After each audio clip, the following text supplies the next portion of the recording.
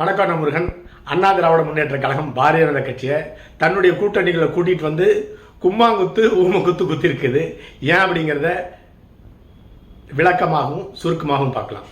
சரி, சேனலில் போகிற வீடியோவை சப்ஸ்கிரைப் பண்ணி சேனலுடைய வளர்ச்சிக்கு உதவுங்க. கூடவே பெல் பட்டன் ஆன் பண்ணி வைங்க. அப்போ தான் சேனலில் போகிற வீடியோ உங்களுக்கு நோட்டிஃபிகேஷன் கிடைக்கும். அண்ணா திராவிட முன்னேற்ற கழகம் பாரதிய ஜனதா கட்சியை தன்னுடைய கூட்டணியில் கூட்டிகிட்டு வந்து கும்மாங்குத்து குத்தி இருக்குது, ஊமக்குத்து குத்தி இருக்குது. எந்த விதமான சத்தமும் வலியும் இப்பொழுது வெளிவராது.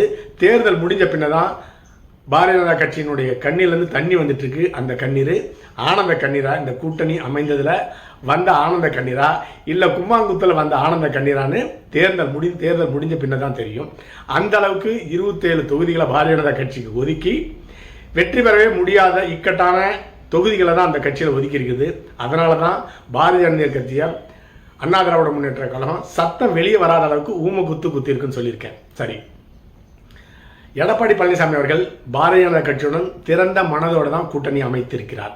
முதல்ல விஜய் கூட்டணிக்கு வருவார், அண்ணா திராவிட முன்னேற்ற கழகத்தினுடைய கூட்டணிக்கு வருவார்னு எதிர்பார்த்தாரு. தமிழக வெற்றி கழகத்தினுடைய தலைவர் விஜய் அவர்கள் முதல் 2.5 வருஷம் முதலமைச்சராக தான் இருப்பதாகவும், மேலும் தன்னுடைய கட்சிக்கு 100 தொகுதி வேணும்னு கேட்டிருந்தாரு. அதையெல்லாம் ஏற்றுக்கொள்ளாத எடப்பாடி பழனிசாமி அவர்கள் நேரத்தை வேஸ்ட் பண்ணாமல் உடனடியாக ஃப்ளைட் பிடிச்சி டெல்லி சென்று அமித்ஷாவுடன் ஒப்பந்தத்தை முடித்துவிட்டு வெற்றிகரமாக வந்துவிட்டார். அந்த ஒப்பந்தம் நிறைவேற்றப்பட உடனே கூட்டணி ஒப்பந்தம் செய்யப்பட்ட உடனே அண்ணா திராவிட முன்னேற்ற கழகத்தை சேர்ந்த தொண்டர்களும் தலைவர்களும், அதே போலவே பாரதிய ஜனதா கட்சியை சேர்ந்த தொண்டர்களும் தலைவர்களும் மிக்க சந்தோஷம் அடைஞ்சிட்டாங்க. மிகப்பெரிய வெற்றியுடன் டெல்லியிலிருந்து அமித்ஷாவை சந்தித்து விட்டு கூட்டணி அமைத்துவிட்டு எடப்பாடி பழனிசாமி அவர்கள் டெல்லியிலிருந்து சென்னை விமான நிலையம் வந்து இறங்கியிருந்தார். அப்படி வந்து இறங்கிய உடன் பேட்டி கொடுத்திருந்தாரு. அந்த பேட்டிக்கு முன்னதாக இந்த நேரத்தில் அமித்ஷா என்ன செய்யறான்னு சொன்னான்னு கேட்டீங்கன்னா, அண்ணா திராவிட முன்னேற்ற கழகத்துடன் ஒப்பந்தம் செய்துவிட்டு அண்ணா திராவிட முன்னேற்ற கழகத்தை அழிக்கக்கூடிய வேலை தான் அமித்ஷா அவர்கள் செய்து கொண்டிருக்கின்றார். என்ன செஞ்சான்னு கேட்டீங்கன்னா, எடப்பாடி பழனிசாமி டெல்லியிலேருந்து ஃப்ளைட்டை விட்டு வந்து இறங்கின உடனே அண்ணா திராவிட முன்னேற்ற கழகத்தின் கூட்டணி தேர்தல் சமயத்தில் எதிரிகளே இல்லாத தேர்தலை சந்திக்கப் போகிறது. திராவிட முன்னேற்ற கழகத்தை சேர்ந்த ஊழல் அமைச்சர்கள், ஊழல் செஞ்ச வட்டம், மாவட்டம், மாநகராட்சி அதிகாரிகள் எல்லாமே மாற்றப்பட போகிறார்கள். ஈடி ரெய்டு நடத்த போகிறது. திராவிட முன்னேற்ற கழகம் ஜெயிலில் இருந்து தான் தேர்தலை சந்திக்கப் போகிறது. அப்படி ஒரு தெளிவான முடிவுடன் வந்திருப்பதாக இந்த கூட்டணி அமைந்திருப்பதாக எடப்பாடி பழனிசாமி அவர்கள் கூறியிருந்தார். ஆனால் அதற்கு மாறாக அண்ணா திராவிட முன்னேற்ற கழகத்தை அழிப்பதற்குண்டான வேலையை அமித்ஷா அவர்கள் செய்து கொண்டார். அண்ணா திராவிட முன்னேற்ற கழகம் கொடுத்த அந்த ஊழல் பட்டியலை, திராவிட முன்னேற்ற கழகத்தை சேர்ந்த ஊழல் அமைச்சர்களுடைய பட்டியல் மேலே எந்தவித நடவடிக்கை எடுக்காமல் ஊழல் அமைச்சர்கள் கைது செய்யப்படவும் இல்லை. அதே போலவே தான் கொடுத்த லிஸ்டில் இருக்க அரசு அதிகாரிகள் மாற்றப்படவும் இல்லை. ஈடி ரெய்டு நடத்தப்படவில்லை. அதற்கு மாறாக அண்ணா திராவிட முன்னேற்ற கழகத்துடன் கூட்டணி வச்சுக்கிட்டு மறைமுகமாக அண்ணா திராவிட முன்னேற்ற கழகத்தை அழிப்பதற்காக அமித்ஷா அவர்கள் திராவிட முன்னேற்ற கழகத்துடன் கள்ள கூட்டணி வைத்திருந்தார்.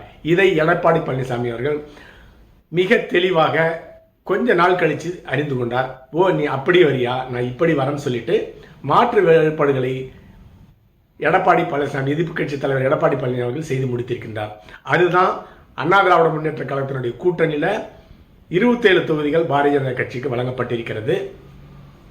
அப்படி வழங்கப்பட்ட தொகுதிகளிலும் தேர்தலில் நின்று வெற்றி பெற முடியாத திராவிட முன்னேற்ற கழகத்தை சேர்ந்த அமைச்சர்கள் ஊழல் பண்ணி பணம் நின்று கொட்ட போட்ட பலே பாண்டியர்களுக்கு எதிராக தான் பாரதிய ஜனதா கட்சிக்கு பெரும்பான்மையான தொகுதிகள் வழங்கப்பட்டிருக்கிறது. ஒரு 70 தொகுதி 60 தொகுதி கிடைக்கும் அப்படின்னு சொல்லிட்டு அந்த திராவிட முன்னேற்ற கழகமும் பாரதிய ஜனதா கட்சியும் கட்டுக்கதை கட்டிட்டு இருந்தாங்க. அந்த நேரத்தில் வெறும் 27 தொகுதி தான் பாரதிய ஜனதா கட்சிக்கு அண்ணா திராவிட முன்னேற்ற கழகம் ஒதுக்கிறது. திராவிட முன்னேற்ற கழகத்தினுடைய கூட்டணியில் தேசிய கட்சியான காங்கிரசுக்கு 28 தொகுதி, அண்ணா திராவிட முன்னேற்ற கழகத்தினுடைய கூட்டணியில் தற்போது ஆளுங்கட்சியாக இருக்கின்ற பலம் வாய்ந்த மத்திய அரசு அமைத்திருக்கின்ற பாரதிய ஜனதா கட்சிக்கு காங்கிரஸ் கூட்டணியில் காங்கிரசுக்கு வழங்கப்பட்டதை விட 1 தொகுதி குறைவாக வழங்கப்பட்டிருக்கிறது. அது மட்டும் இல்லாமல் வெற்றி பெற முடியாத பாரதிய ஜனதா கட்சிக்கு எதிர்மறையான எண்ணமுடைய தொகுதிகள் தான் அந்த கட்சிக்கு வழங்கப்பட்டிருக்கிறது. இதன் மூலமாக பாரதிய ஜனதா கட்சியை பழிக்கு பழி வாங்கியிருக்கிறார் எடப்பாடி பழனிசாமி அவர்கள். இந்த 27 தொகுதிகளில் முடிஞ்சால் வெற்றி பெற்றுவாங்க அப்படின்னு சொல்லிட்டு வெற்றி பெற முடியாத தொகுதியில் வழங்கியிருக்கிறாரு. அதிகபட்சமாக சட்டமன்ற தேர்தலில் 2 தொகுதிகளை பாரதிய ஜனதா கட்சி வெற்றி பெற்றால மிகப்பெரிய ஒரு விஷயமாக இருக்கும். அந்த அளவுக்கு டஃப்பான தொகுதி தான் வழங்கியிருக்கிறார் எடப்பாடி பழனிசாமி அவர்கள். அந்த தொகுதியில் பாரதிய ஜனதாவுக்கு எதிராக போட்டியிடுகின்ற திராவிட முன்னேற்ற கழகத்தை சேர்ந்த இந்த அமைச்சர்கள் எல்லாமே ஒரு 40-50 வருஷம் அமைச்சர்களாக இருக்காங்க. வெற்றி பெறுவதற்காக ஒரு 500 கோடியை கூட தனியாக செலவுப்படக்கூடிய ஒரு பலம் வாய்ந்த அமைச்சர்கள் நிற்கிற தொகுதி தான் பாரதிய ஜனதா கட்சிக்கு வழங்கப்பட்டிருக்கிறது. அடுத்ததாக பாரதிய ஜனதா கட்சி அண்ணா திராவிட முன்னேற்ற கழகத்தினுடைய கூட்டணி என்று முடிவு செஞ்ச உடனே முதல் படிகளை ஆக்கப்பட்டது அண்ணாமலை. தற்கூறி எடப்பாடி பழனிசாமியை நான் தலைவராக ஏற்றுக்கொள்ள மாட்டேன் அப்படின்னு சொல்லியிருந்தாரு. அதனால முதல்ல படிகடாக்கப்பட்டது தலைவர் பதவியிலிருந்து பாரதிய ஜனதா கட்சியினுடைய தமிழ்நாட்டு தலைவர் பதவியிலிருந்து நீக்கப்பட்டது அண்ணாமலை. அடுத்ததாக அமித்ஷா திராவிட முன்னேற்ற கழகத்துடன் கூட்டணி அமைத்து கொண்டு அதிமுகவை அழிக்க நினைக்கிறான்னு தெரிஞ்ச உடனே வெற்றி பெற முடியாத 27 தொகுதிகளையும் ஒதுக்கி இருக்கின்றார். இதன் மூலமாக அண்ணா திராவிட முன்னேற்ற கழகத்துக்கு ஒரு வெற்றி வாய்ப்பையும் அண்ணாமலைக்கு ஒரு அழிவை தேடிக்கொண்டிருக்கிறாரு. அண்ணாமலை இப்பொழுது சட்டமன்ற தேர்தலில் வெற்றி பெறவும் இல்லை, அவர் வேட்பாளராகவும் இல்லை.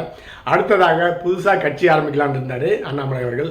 அதுலேயும் மண்ணவாய் போட்டுட்டார் எடப்பாடி பழனிசாமி அவர்கள். அடுத்ததாக தேர்தல் முடியும் வரை பாரதிய ஜனதா கட்சியினுடைய கண்ணிலேருந்து தண்ணி தான் வரும். ஏற்கனவே குறிப்பிட்டதை போல அந்த தண்ணீர் ஆனந்த கண்ணீர் கிடையாதுங்க. அண்ணா திராவிட முன்னேற்ற கழகம் கும்மாங்குத்தில் அந்த கட்சியினுடைய கண்ணிலேருந்து தண்ணி வந்து கொண்டிருக்கிறது. தேர்தல் முடிஞ்சுதான் எங்கெங்கெல்லாம் ஊமக்குத்து குத்துறதுல வீங்கி இருக்குதுன்னு தெரிய வரும். அந்த அளவுக்கு ஒரு மோசமான பரிதாபமான நிலைமையில தான் பாரதிய ஜனதா கட்சி, தமிழக பாரதிய ஜனதா கட்சி இருந்து கொண்டிருக்கிறது. அடுத்ததாக அமித்ஷா வேண்டுமானால் இந்தியாவுக்கே டானா இருக்கலாம், தமிழ்நாட்டுக்கு அவர் உடஞ்சி போன ஸ்பூன் தான் அப்படிங்கிறத எடப்பாடி பழனிசாமி அவர்கள் சொல்லாமல் சொல்லியிருக்கிறாரு. உள்குத்து வேலை முதுகில குத்துறது எல்லாமே கை தேர்ந்த அமித்ஷாவையே தரிதட்டு ஓட விட்டுருக்கிறாரு எதிர்கட்சி தலைவர் எடப்பாடி பழனிசாமி அவர்கள். அந்த அளவுக்கு தமிழ்நாட்டில் பாரதிய ஜனதா கட்சிக்கு வளர்ச்சி அடைய முடியாத அளவுக்கு ஒரு மோசமான தொகுதியில் வழங்கியிருக்கின்றாரு. மொத்தத்தில் தமிழக பாரதிய ஜனதா கட்சியினுடைய ரேடாலே தமிழ்நாடு எலெக்ஷன் இல்லை அப்படிங்கிறது தான் தோன்றுகிறது. ஏன் அப்படின்னு கேட்டிங்கன்னா, தேர்தல் வந்துட்டாலே அந்த மாநிலத்திற்கு 2 நாளைக்கு ஒரு தடவை பாரதிய ஜனதா கட்சியினுடைய தலைவர்கள்லாம் படையெடுப்பாங்க. அதற்கு மாறாக தமிழகத்தை சேர்ந்த அண்ணா திராவிட முன்னேற்ற கழகத்தினுடைய பொதுச் செயலாளருக்கு எடப்பாடி பழனிசாமி அவர்கள் டெல்லிக்கு படையெடுத்து போயிட்டு இருந்தார். எல்லாருமே கேவலமாக பேசினாங்க. அண்ணா திராவிட முன்னேற்ற கழகத்தை தேர்தல் முடிஞ்சு பாரதிய ஜனதா கட்சியினோட இணைத்துருவாங்க. அந்த அளவுக்கு பாரதிய ஜனதாவுடைய கட்டுப்பாட்டில் அதிமுக இருக்குன்னு சொல்லியிருந்தாங்க. அப்படி கிடையாதுங்க. பாரதிய ஜனதா கட்சிக்கு எந்த விதமான முக்கியத்துவம் கொடுக்கலன்னு நன்றா தெரிந்து கொண்ட அமித்ஷா அவர்கள் தமிழ்நாட்டு வந்து முக்கியத்துவம் கொடுக்கறத, இந்த தேர்தலுக்கு முக்கியத்துவம் கொடுக்கறத விரும்பவில்லை, மன வெறுத்து போயிட்டாரு. அதனால தான் எதாக இருந்தாலும் நீங்கள் அங்கே வந்து சொல்லுங்கப்பா, இனிமேல் நான் தமிழ்நாட்டு பக்கமே தலையெடுத்து வைக்கல அப்படின்னு சொல்லிட்டு ஓடிட்டாரு. இந்த சமயத்தில் தான் நம்ம தலைவர் மிக உற்சாகத்தில் இருக்கிறாரு. யாருன்னு கேட்டிங்கன்னா அண்ணாமலை அவர்கள். நான் ஏற்கனவே சொன்னேன், எடப்பாடியை நம்பாதீங்கன்னு சொன்னேன். ஆனால் நீங்கள் கேட்கல. இன்னைக்கு பாரதிய ஜனதா கட்சியை தமிழ்நாட்டில் குழி தோண்டி புதைக்கிற அளவுக்கு புதைச்சிட்டாரு பார்த்தீங்களான்னு சொல்லிட்டு அண்ணாமலை நம்மகிட்ட சிரிச்சிட்டு இருக்காரு. மொத்தத்தில் அண்ணா திராவிட முன்னேற்ற கழகத்தினுடைய கூட்டணியில் பாரதிய ஜனதா கட்சி கூட்டிகிட்டு வந்து ஊமங்குத்து குத்திட்டு இருக்கிறாங்க அண்ணன் எடப்பாடி பழனிசாமி அவர்கள். அடுத்த பதிவில் சந்திக்கலாம். நன்றி.